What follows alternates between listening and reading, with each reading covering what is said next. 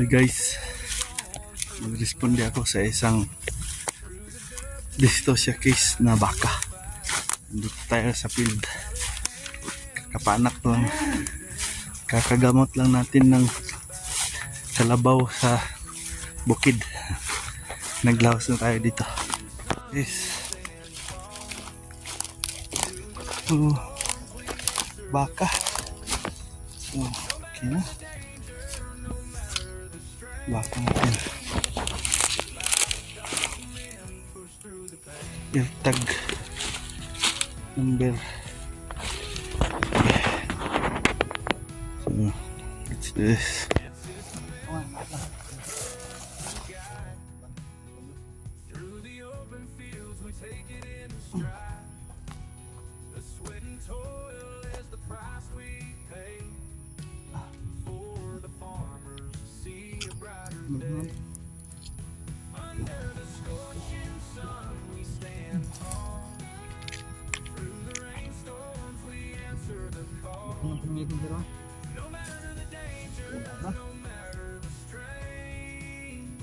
Lalong ulo.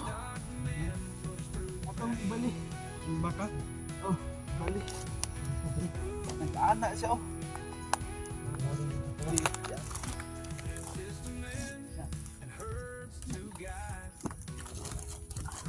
Nga. Oh.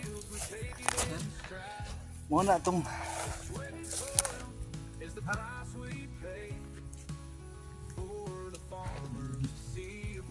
Oh, tala. Bira guys. Bira guys. Okay. Bira. Bira. Yeah. Otro. Bira. Bira. Kani. Ay.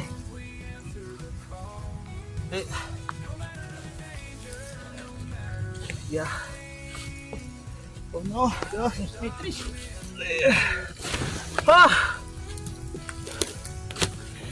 Ako mga batos guys.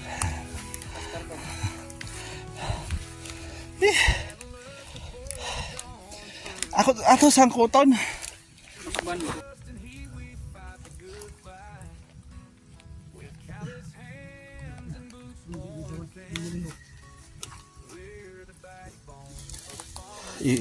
Ipahapa sir. Ipakulob. So ano hitabo sa iyang plaster na ina. Oh, anak siya. Anak ang iyang presentation. Batang diri. So lisod jud ka. Okay. Pawala to sa bughat pag anak. Oh.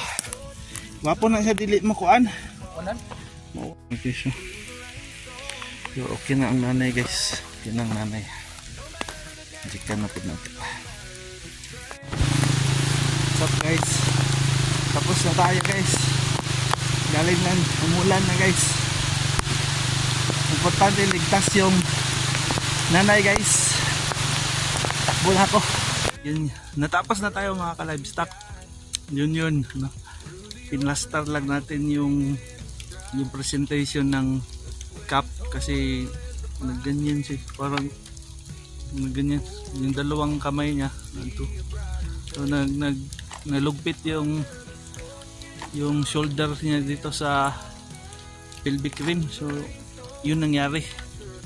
Pinlastar lang natin, i-hook natin yun dito yung panga niya, tapos paghila na ganyan, tapos okay na.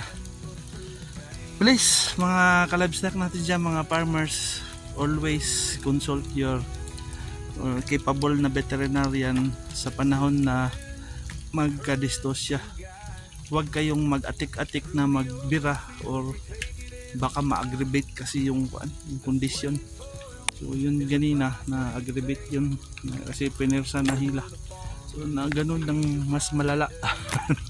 Bahala na kayo sa Tagalog ko. Okay na, tapos na tayo mga ka-livestock. Salamat sa continuous like, share, and subscribe. At okay na kahit maulanan mga ka-livestock, para sa ikabubuti ng ating mga backyard farmers sa livestock industry. So always, shoutout nga pala sa mga anak ko, kay Jalil at saka kay Adira at my beautiful wife, Ma'am Debs. And as always, glory to God. Alright guys, so naulian na yun. Minus na.